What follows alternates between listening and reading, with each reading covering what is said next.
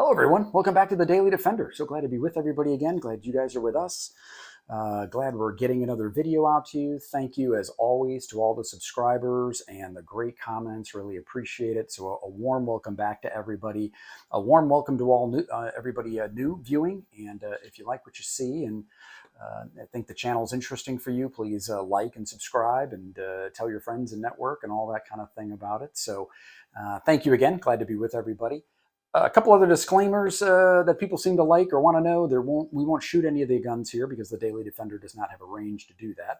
And you'll have to put up with my ands and uhs and dragging that out because that's kind of just, well, the way that I talk. But again, great to have everybody here. Really interesting video, I hope, for everybody today. This is one I've wanted to do for a long time. And this is going to be, as the title indicates, this is going to be the discussion and hardware and ballistics discussion regarding the 1986 FBI Miami shootout. And if you're a fan of the channel or subscriber, you hear me talk about that and interject it in different ways as it pertains to different topics. And it's still very, very interesting, very, very relevant today. And as I state a lot of times in these videos, we have a lot to unpack on this one. In fact, it's so much, I think I'm going to break it into 3 different segments. We're going to do kind of a hardware segment today. The second one will be more of a ballistics discussion. And then I think the third video will be kind of tying it all together and talking a little bit more about the story. Because the story is, again, has so many kind of intricacies and it's complex and there's just so much to talk about. Just to give a little precursor to that, you know, it's an April 11th, 1986 Miami shootout is generally what is referred to with the FBI.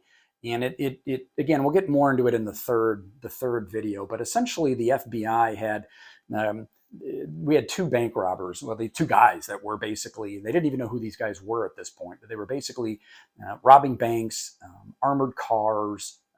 They were eventually tied to other murders in the Everglades and all of that. But this event, because of how the event unfolded and the shootout itself, became probably one of the most documented law enforcement gun battles or shootouts that there is. And to explain that or document that, there are movies, YouTube videos, books, magazine articles. American Handgunner, I think, had more than one. There is a pathology report. There is FBI and government ballistic reports, which we'll try to weave into all 3 of these videos. So there's just an enormous amount of information about this. And as I keep trying to find information and document things, it's amazing what you still uncover that you didn't even know was out there. So I think I'll save a lot of that for video 3. Again, this one is really the hardware side of things, just so we can talk about that. And again, as you guys know, I'm a huge fan of Smith & Wesson, and so this is also very, very fun for me to do and talk about. So again, the hardware here that the agents had that day, you've got to think back to mid-80s, right, 1986, and what the different agents would have been carrying that day, and that's what we'll kind of talk a little bit about that. So to start with the hardware, I think the almost the 800-pound gorilla in the room is the Smith & Wesson 459 semi-automatic. And I state that because, again, we'll get into it on the ballistic side, but the agents were issued a Winchester 9mm silver tip 115 grain. That was their loadout for the day, or that was their loadout.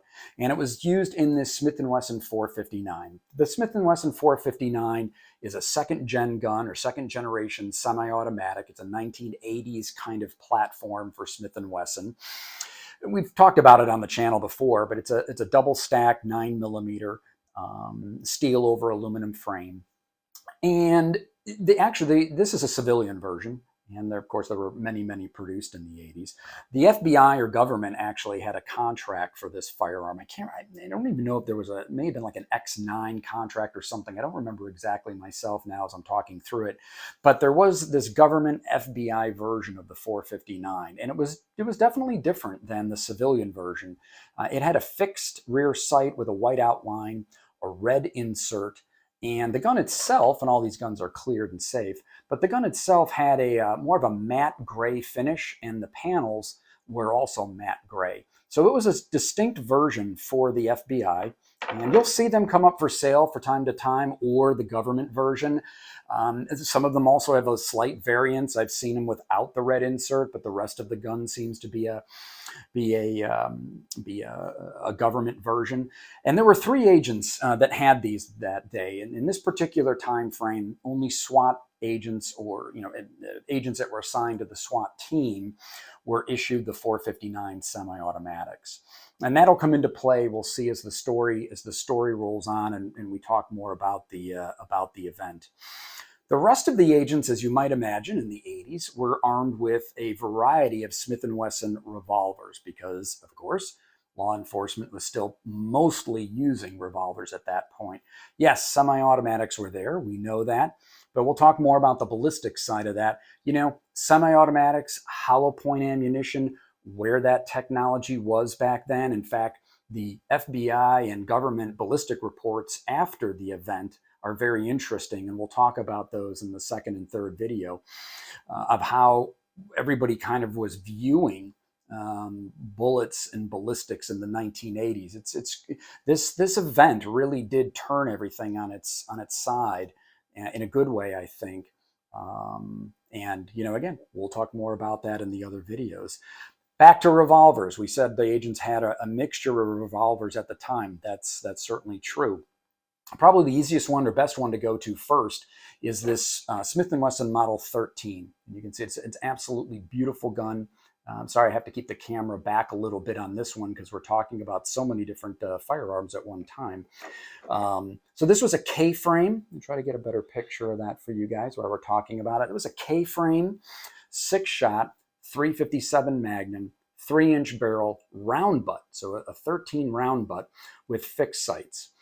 And this was an interesting gun in itself. It wasn't even brought into the commercial catalog until around 82, I believe. But the FBI and even the Secret Service had interest and were getting these from Smith & Wesson before it even became commercial. And this eventually became what was called the FBI gun because the agents really liked it. The agents moved out of some of their other revolvers finally in the 80s to this 3-inch K-frame. It was very popular, very, very nice gun even today. And it basically became the FBI gun, the FBI revolver. It also became the last revolver that the FBI was issued because of the FBI Miami shootout. So we know that we had 3 agents with the 459. We had 1 agent with this particular Model 13. We need to make a statement here about what loadouts they were carrying in these 357 Magnums. As it turns out, 38 Special as a 158 grain plus P, not a jacketed hollow point, but a lead hollow point, was the FBI loadout. So it's a 158 grain plus P, 38 Special. And this was the round that most agents carried. And you'll see that's going to be true throughout this discussion. So this particular agent had this 13 loadout with what they also referred to then as the FBI load. So you have the FBI gun with the FBI load. I think that's about as connected as you can get. That load, interestingly enough, was also a load that I was issued in 1990. It became, if Chicago was using it, it became the Chicago load. If Detroit was using it, it became the Detroit load. It was a very, very popular round in the 80s and early 90s, again, as everything transferred out of revolvers. And I think it came on the scene, I want to say the late 70s, 78 or so. Somebody might have a bit closer connection to that. It may even go back into the early 70s, but it was definitely the FBI loadout, as they said. So we had 1 agent with this gun. I think it's very interesting. We need to get over here to the Chief Special, of course, one of my favorites, right? J-frame, 5-shot, 38 Special, round butt, fixed sight. What's interesting about this gun, again, there were 3 of these guns used in the shootout. Again, all charged with the FBI load that we just talked about. 1 agent, believe it or not, had this as their sidearm. This was his choice or issued gun. However he got to this, that part I don't know. But this was his sidearm that day. Now, I think we also need to talk a little bit about, at this point, the two individuals that they were hunting down. And I was kind of going to save that more for the third video. But these two gentlemen, that's a wrong term, these two murderers basically were in a multi-month bank robbery, like I said, knocking over armored cars. These two people were very well armed. They were well trained and knew exactly what they were doing generally with their criminal activity. They'll trip up eventually, and that's how the FBI finds them. But my point to that is they were armed. The bad guys were armed. They also had 357 Magnum revolvers that day, a Remington 870. And the big part of the story is that one of the murderers, the passenger actually, had a Mini 14, and he was the one who did all of the havoc, all of the damage that day during this firefight. But I bring that into play because you can imagine on that day that you're armed with a J-frame 5-shot in a very close combined gunfight. Now, this gunfight was, I don't know the exact dimensions, but it's basically a series of sedans just shoved against each other. So maybe a 3-car garage, and your driveway would have been the general shootout zone. So imagine having this as the only firearm you had that day. As it's been said many times, bravery was not part of the problem that day. Strategy, tactics, and some of the ballistics and weaponry that day, which is the big review of the whole thing by the FBI, which we'll talk more about in part 3. But again, this agent with this particular firearm, still charged forward and was trying to help his fellow agents. The other two chief specials, I mentioned there were 3, the other 2 were backup guns. It's another interesting part about this shootout or this story is that backup guns were needed and deployed and actually used.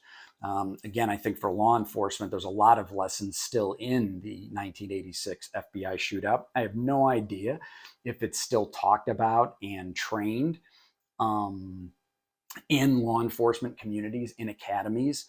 The academy that I went through in 1990, I don't recall them talking about that. That is a long time ago for me. So maybe my memory just isn't clear, but I don't remember them talking about it. It's possible that they were still trying to evaluate and assess a few years after it, just what they wanted to put into a training curriculum. But anyway, so that's where the chief special comes into play.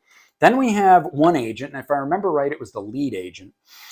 With a Model 66. There's a little bit, this, as I said, this story is extremely well documented, not only from the initial crime scene review, the FBI review, people dissecting it, and like I said, learning from it and trying to change it or turn it into a training curriculum.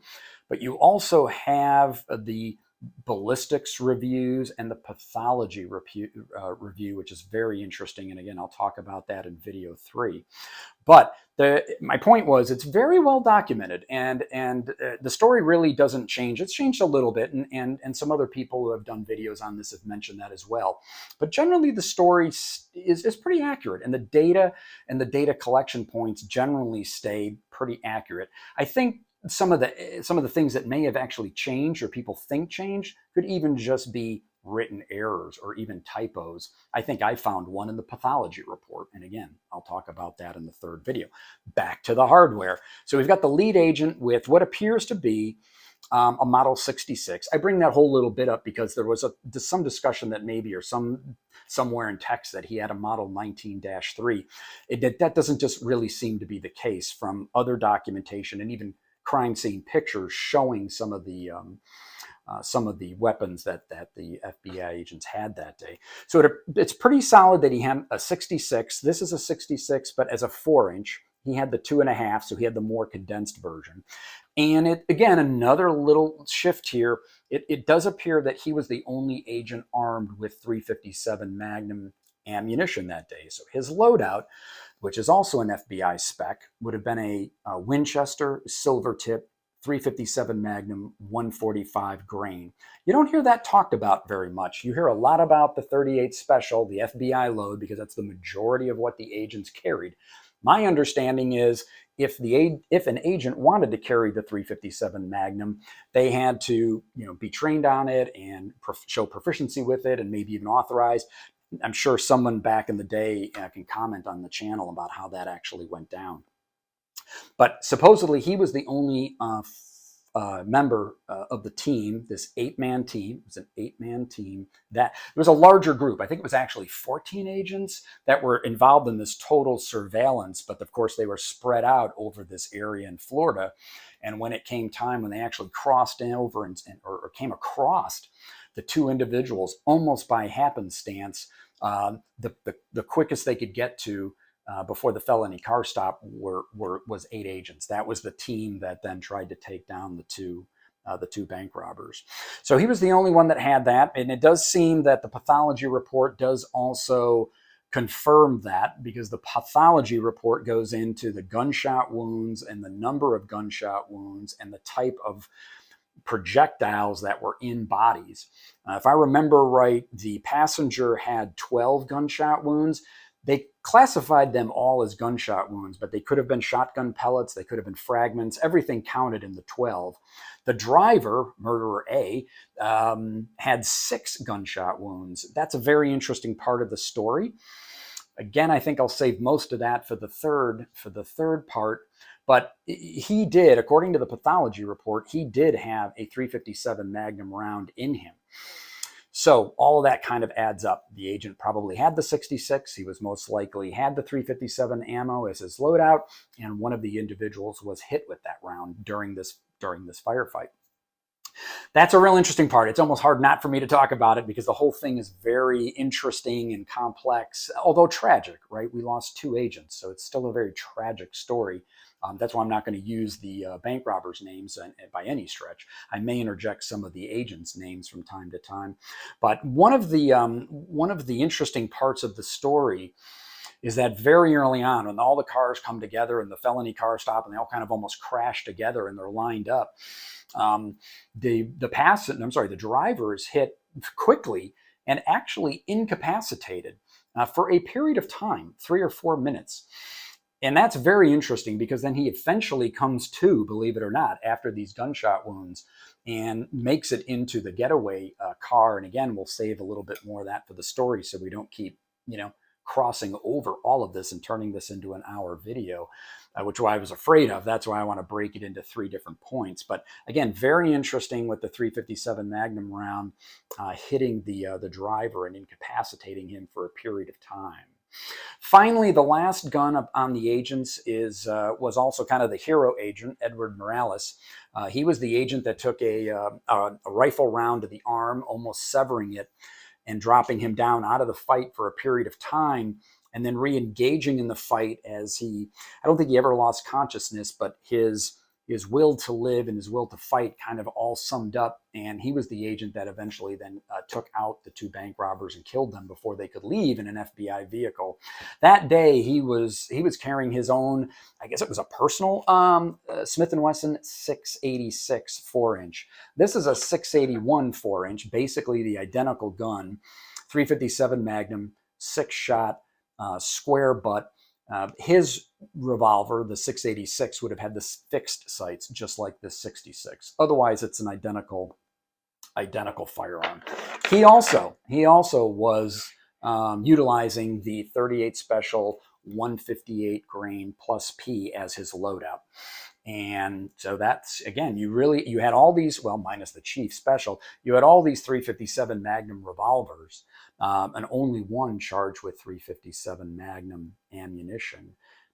That starts to now bleed into almost this, I think, the part 2 of the video that we need to do, which is the ballistics side, which I think is just as interesting. This is kind of the fun part, if you will, being a Smith & Wesson collector and seeing Smith & Wesson being used in law enforcement for so many decades and then being used as combat sidearms or duty sidearms in this particular FBI shootout. So I think that's where we want to stop for part one. I think that gets a little bit of the story out. It certainly, I hope, covers the firearms. I'm sure we'll come back to it in the second and third.